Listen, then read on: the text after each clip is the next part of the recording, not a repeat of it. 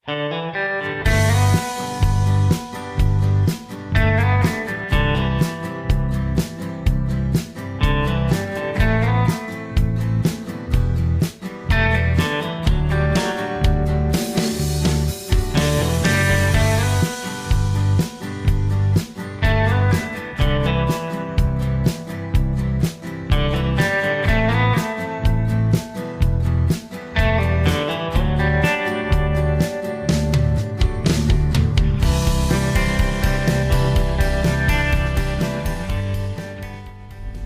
morning mga paps. So ngayon nga po andito tayo sa Open Canal. Parte nga po ito ng General Trias. At palabas nga po tayo ng Arnaldo Highway. At bisitahin nga po natin yung bagong bukas na diversion road. Yung Santa Clara yan eh. Pero ang official name niya is Castell Avenue.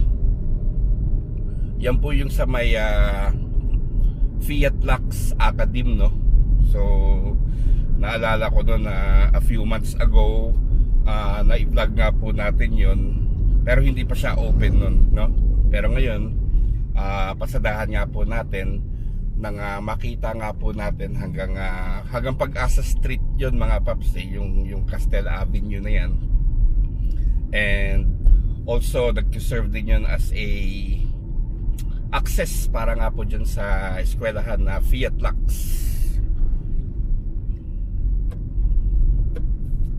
So tag-ulan na mga paps, no? Medyo mahirap na magpalipad ng drone kasi yung ulan minsan bigla na lang bubuhos.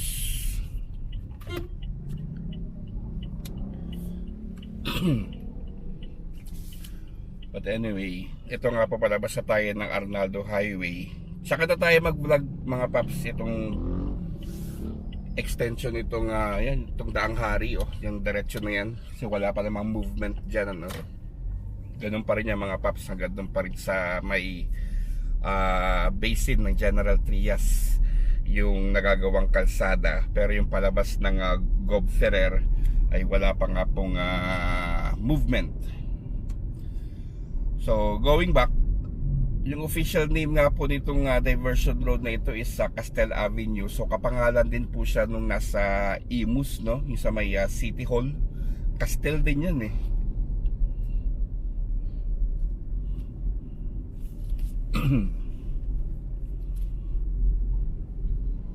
So pasukan na rin mga paps. So expect na natin na magkakaroon na naman po tayo ng build up sa traffic. Kaya nga po tayo nakasubaybay sa mga diversion road. Nang sa ganun ay magkaroon nga po tayo ng alternate route, no, sa mga main thoroughfare natin dito sa Cavite. Though marami pa nga po ang hindi bukas, pero continuous naman po yung gawaan, no? So atin pong susubaybayan yan from time to time. Nang sa ganun ma-update kayo kung open na ba or hindi pa. So itong isang to pupuntahan natin, itong Santa Clara Diversion Road. Ito bukas na.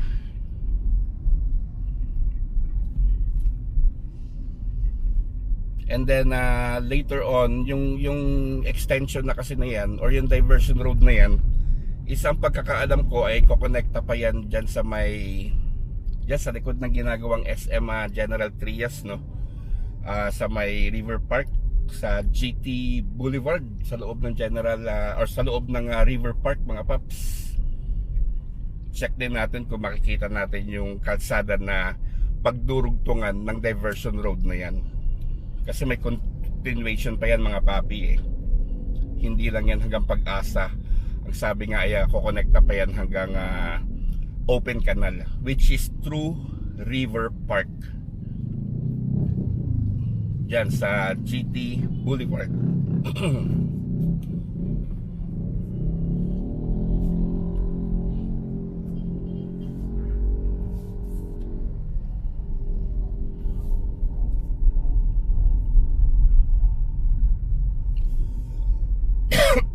Excuse me.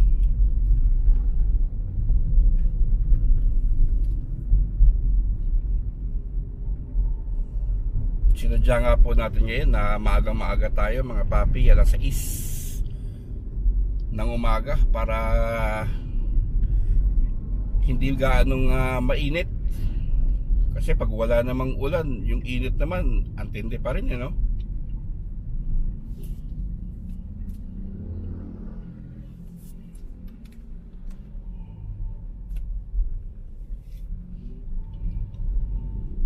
And then syempre later on check natin kung ano pa yung ibang mavlog natin. Maybe itong marami kasi nagtatanong sa atin itong diversion road sa Anabu hanggang Kulyan, no? Sige. And then check din natin kung tayo'y makakadaan sa River Park, especially yung progress naman dyan sa ginagawang warehouse ng Uniqlo. Yung SM medyo bago lang nung huli tayo nag-update nun, so update ulit tayo mga paps later on na pag may mga significant movement.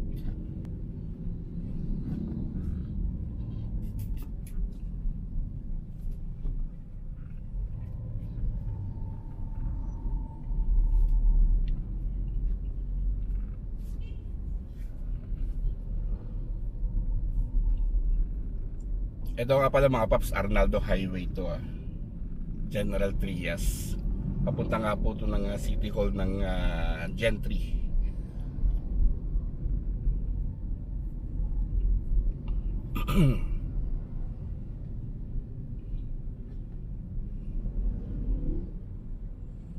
Then right side, yan, Lancaster, no? Advincula Avenue. Alam ko magi-intersect dun dyan yung second phase nung diversion road na Castella Avenue dito sa Advincula. Check natin kung may lusutan ba dyan kasi hindi pa ako nakakadaan dun sa Pag-asa, no? Pag-asa Street. Yun yung dulo ng diversion road ngayon, Pag-asa Street.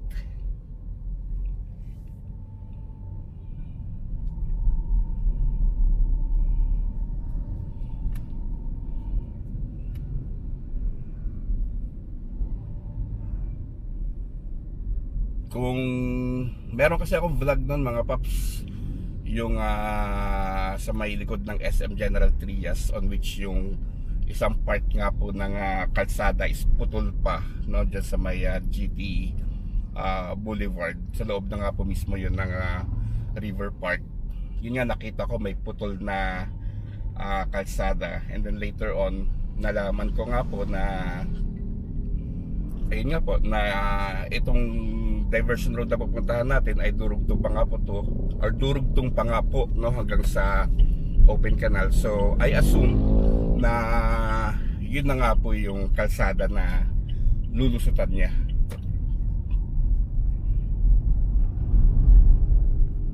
Hindi man natin siguro mapuntahan later on, ipaplat ko na nga lang po yan sa mapa, nang sa ganun magkaroon nga rin po kayo ng idea kung saan yung sinasabi kong may putol na kalsada dyan sa loob ng River Park.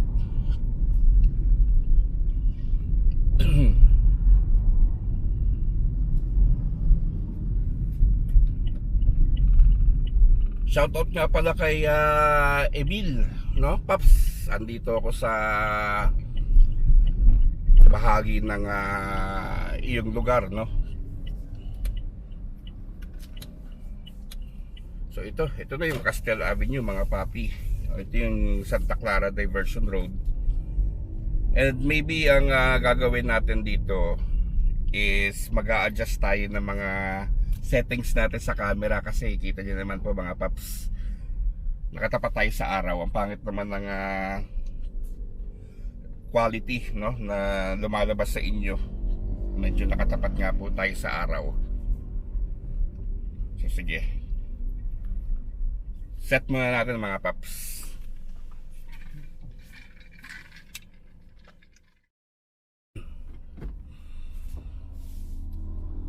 Ayan, I guess medyo mas okay na yan mga paps, no? Sobrang liwanag lang nung taas. Para tayo kukunin ni Lord eh. Anyway, mas okay na yan mga paps compared dun sa kanina na medyo nadilim. So going back, ito na nga po, nasa Diversion Road na tayo. Again, ang official name nito is Castell Avenue. Dito nga rin pumalatagpuan itong Fiat Lux. At magmumula nga po ito dyan sa may Arnaldo Highway hanggang dyan sa Pag-asa Street, no?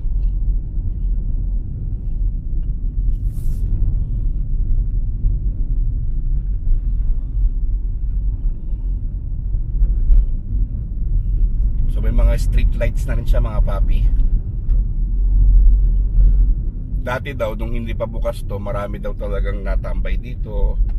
Maraming tawag dito, yung mga food stalls, no?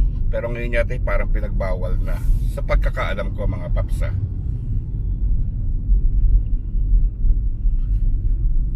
Ayun lang, maiksi lang siya mga paps. So andito na nga po tayo ngayon sa dulo ng Diversion Road. Ito na nga po yung Pag-asa Street mga paps, no? Yung pakaliwa dyan, pwede na nga po tayo lumabas dyan nung sa may Lancaster. And then right side, tumbukin natin mga papi. Check natin kung makita nga po natin yung sinasabi kong kalsada, kung saan durugtong nga po ito palabas dyan sa may tawag ito GT Boulevard, no? So nasa left side na naman natin yung araw mga papi, oh. Hindi kasi ako mapakalag mga paps pag nagre-reflect siya. So adjust ulit tayo mga paps.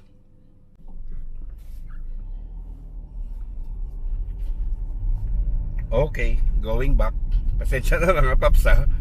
Gusto ko lang yung inyong panonood ay alam mo yun, maganda yung ating quality ng resolution. So I guess okay naman yung liwanag niya mga papi, ano? Okay. So first time ko nga po makatungtong dito sa street na ito, Pag-asa Street. And tulad nga po ng sabi ko kanina ay magi-intersect din ito dyan sa Lancaster, yung dyan sa Advincula, no? Avenue. Hindi ko lang sure kung may lusot mga paps ha. Sabi ko nga first time ko dumaan dito. I guess meron naman kasi may community naman dito eh, oh.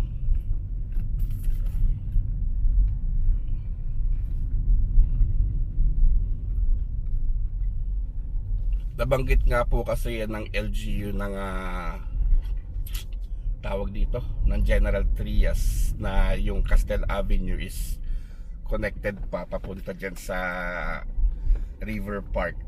So I'm assuming again mga paps, ito assumption lamang, no, na ito yung magiging route niya maybe, or baka gagawa pa ng panibagong kalsada kasi nga po dun sa mapa tumbok nga po itong Pag-asa Street.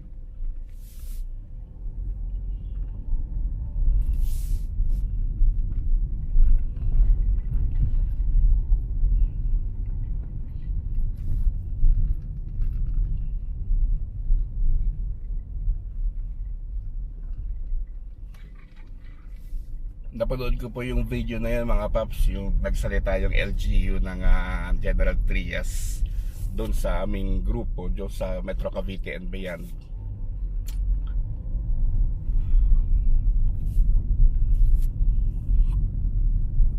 And ngayon nga pala mga paps, bihira tayo makapag-upload sa YouTube, no? I mean, matagal yung interval natin. Medyo ginagahol nga po ng oras si Papi, kaya yun, bihira tayo makapag-upload sa YouTube.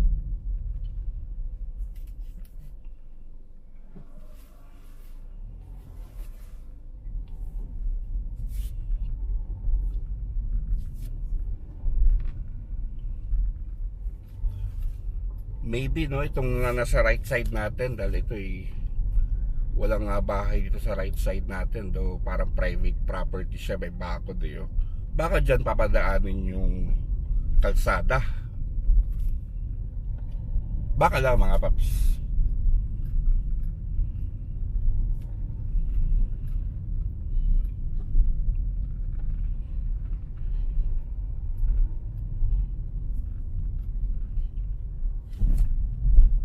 hindi pa kasi natin makita yung alignment niya eh. Yun, yung tulay sa Advincolay nasa ibabaw natin, no? Yan.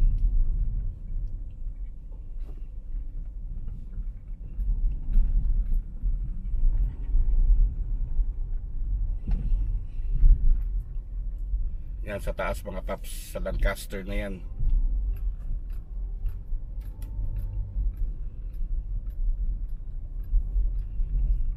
So nag-intersect nga siya sa ilalim.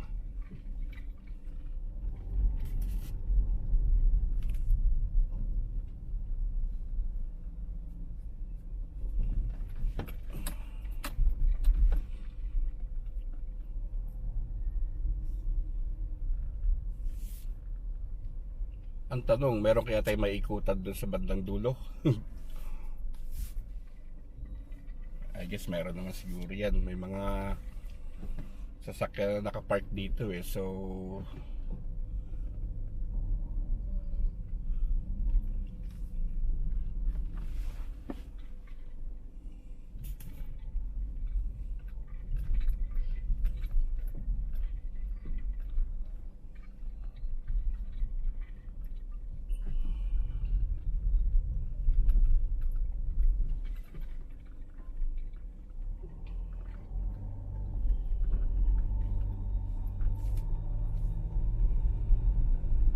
ito, bakante pa nga talaga yung nasa kanang bahagi natin dito mga papi.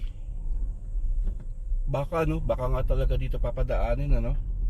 Or maybe dito sa kaliwa.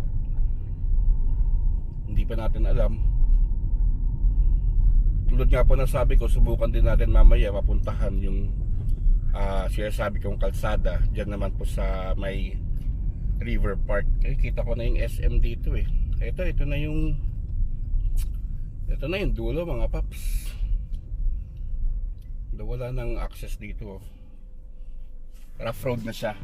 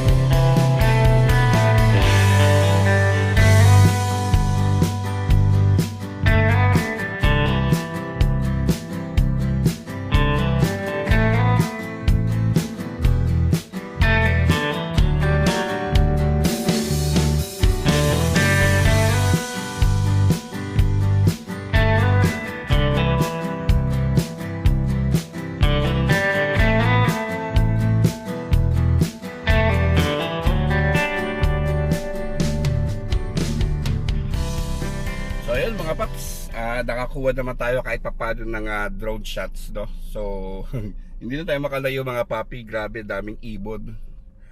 But anyways, at least nakita na nga po natin yung durugtungan niya, no? If ever mga paps na ito nga po yung gagamiting alignment, padugtong dyan sa Castel Avenue or yung bagong bukas na diversion road nga yung dinaanan natin kanina, no? Again, hindi pa nga po tayo sure. For now, ito nga lang po yung nakikita kong possible alignment. Baka mali naman natin gagawa ng panibagong kalsada, no? Hindi natin sure mga paps. Tayo nag-rely lamang sa nabanggit nga po dun sa LGU ng General Trias na yung Castel Avenue ay somehow durugtong pa sa open canal, no? So yun po, ito po yung mga possibility niya. And then yung isa pa yung sa may Navarro naman mga papi, maaaring dun din dumaan, no, via Lancaster to open canal dyan sa entrada ng River Park. We'll see mga paps. Ito nga po yung ating bagong susubaybayan kung ano magiging progress nito. But matagal-tagal pa to, and for now wala pa nga po tayong movement na nakikita after nung kalsada na dinaanan natin, no, yung putol pa. So I'm guessing hanggang dito na lang to mga paps, and maybe, just maybe mga paps, no, isigit ko nga rin po yung ating view naman from below. Itong pinaliparan natin ng drone kanina, let's see kung makapunta tayo mga paps, kung makapasok tayo para mas makita nyo nga po dun sa loob ng River Park. So again mga paps, maraming salamat po.